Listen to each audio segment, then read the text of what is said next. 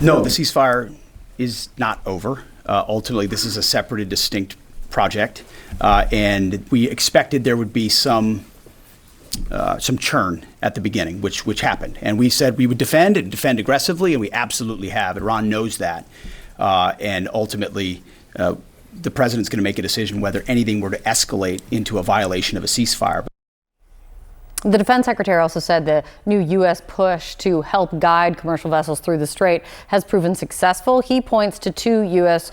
ships transiting the strait yesterday. 100 ships-ish per day, though, crossed the strait before this war began. Still, Secretary Hegseth says this proves, in his words, the lane is clear. CNN's Alayna Treene is live at the White House for us this hour. Alayna, what else do we hear, and what does it mean for this war? Yeah, there were 3 main takeaways from that briefing, Kate, that I think we got a little bit more clarity on. One is, of course, Hegseth coming out and definitively saying, no, the ceasefire is not over. That is far more definitive language than we heard from President Trump yesterday, who really dodged that question as we saw the U.S. and Iran exchange fire. And Iran, of course, attack U.S. allies in the region, specifically the United Arab Emirates, hitting one of their ports. I think what they were really trying to make clear here is that the ceasefire remains intact, and that fire exchange, what we heard Hegseth refer to it as a different project, referring to Project Freedom, you know, the president's push to guide ships through the Strait of Hormuz. What that tells me is that all of the conversations that we have been having with our sources here at the White House, Kate, about how the president still wants diplomacy to prevail, how they are still pushing and hoping that a deal could be had before resuming full-out war, more combat operations. That is still the priority here. Of course, we'll see if that changes, but that was what we heard the Pentagon maintain. Another very interesting thing is about the war powers and the deadline. We've heard a lot of people in Congress who said that they saw May 1st as that 60-day deadline from when the war began to when the Trump administration really needs to seek approval from Congress to see the war continue. Hegseth maintained that given they believe the ceasefire is still intact, essentially the clock on that has stopped ticking. Listen to what he said. Ultimately, with the ceasefire, the clock stops. If it were to restart, that would be the president's decision. That option is always there, and Iran knows that, and that's why their choices in Project Freedom are important. The president retains the opportunity and the capabilities, more capabilities than we had at the start of this, to restart major combat operations if necessary. So yeah, kind of essentially asserting that the Trump administration does not need to seek approval from Congress at this point, but that they could have that conversation in the future should the ceasefire not lead to a diplomatic negotiation, and really saying that it is in the president's hands on that point. So giving a little bit more clarity here, though not sure that's exactly the answer we know many lawmakers were hoping to hear, Kate. Alayna Treene, great to see you. Thank you so much. Sarah? All right, thank you so much. Joining me now are retired Lieutenant General Sam Mundy and the former commander of U.S. Marine Corps Forces Central Command, and CNN Global Affairs analyst Kim Dozier. First to you, Lieutenant, I do want to ask you about this separation that we heard from Pete Hegseth, who says, look, we're going to restart the flow of commerce in the Strait under umbrella Project Freedom, which is separate and distinct from Project Epic Fury. And he went on to say, we are not looking for a fight. What does the language tell you? And can these two things be separate and distinct as we are sitting here and the ceasefire is currently in place? Yeah, thanks, Sarah. I think there is a distinction with a difference here. One is clearly focused on opening the strait. The other is on trying to drive Iran to, a little bit more pliant position in terms of its negotiating tactics. So there could also be some thought here given to a situation that where the blockade must continue even after the strait is open. So we don't want to give Iran any opportunity to say, oh, both of these are linked, and so if one goes, then both goes, that sort of thing. So I think that's, to me, what this says is that the blockade will continue. It also probably has something to do with other countries that may want to join the Strait of Hormuz effort. For example, we heard overnight that South Korea, I think, is reconsidering its participation in the Strait of Hormuz, and so keeping these two separate would enable other countries to join in. Yeah, Asia is really hurting from the lack of oil and gas because they use quite a bit of it that comes through the Strait of Hormuz. I do want to let y'all both listen to what Pete Hegseth said about other countries. Kim, I'll have you listen to this and respond on the other end. This is a temporary mission for us.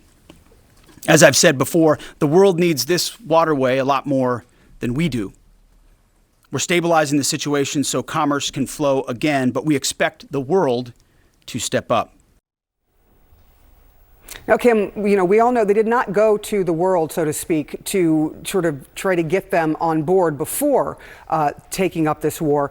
But they have been repeatedly trying to get, different countries to now help with the Strait of Hormuz. What are your thoughts on what you heard there? Yeah, no one wants to join this mission until they're sure they're not going to get shot at or have a shoulder-fired missile fired at them from the Iranian coast. So we're going to see in the next few days if this is working. The market, the owners of the ships will judge whether this red, white, and blue dome, as Hegseth has described it, really is going to keep their multi-million-dollar ships and cargo safe enough to pass through. But even so, this might let a lot of those ships out that have been waiting on the inside of the Gulf to leave. But is this going to restore free-flowing traffic back and forth? It is a first step, but it's a narrow channel. And now the Pentagon has laid down a challenge to the Islamic Revolutionary Guard Corps, saying we're going to make this safe for these ships to pass, basically daring them to do something. The chairman of the Joint Chiefs even said Iran has been grasping at straws with its southern attacks. They're going to want to prove that wrong. I do want to ask you, Lieutenant General, about how difficult this is. We heard the Defense Secretary saying that 2 U.S. ships have already transited through the strait with the help of a couple of destroyers that protected them. How difficult is it going to be to try and do this safely if Iran's, as you heard Kim there say, is completely not into this and may attack whatever tries to go through? It'll be a whole lot more difficult when they're, during active conflict, such as what we saw yesterday, of course, as opposed to today. As I understand it, it's relatively quiet over there. So that's pretty obvious, I think, to everybody. So let me just back up and say, in the intervening weeks since the ceasefire took place, CENTCOM has undoubtedly postured forces, has completed its plan, and probably rehearsed it, maybe not physically, but they've tried to make this as squeaky clean and as squeaky tight as they possibly can. And so, from the U.S. side, I think it's safe to assume that they can execute this mission with the capabilities that have been provided to them. It's been characterized as a defensive mission, and so far, I would say that's largely held up. I'm frankly pretty pleased with the restraint that U.S. forces have been able to show.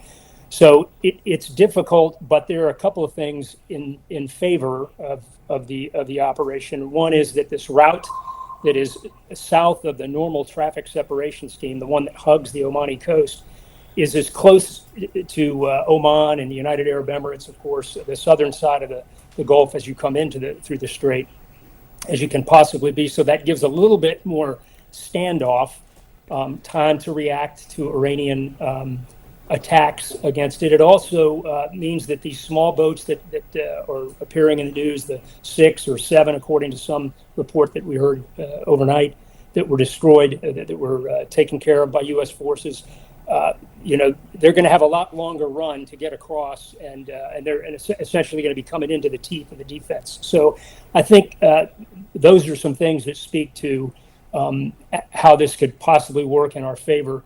And this dome that everybody's talking about, the multi-domain dome, layered with intelligence, surveillance, and reconnaissance assets, stacked with aircraft, both strike aircraft as well as helicopters, such as the ones that were used in yesterday's provocations. This is going to be, a total joint effort, but it's one that CENTCOM seems up to providing.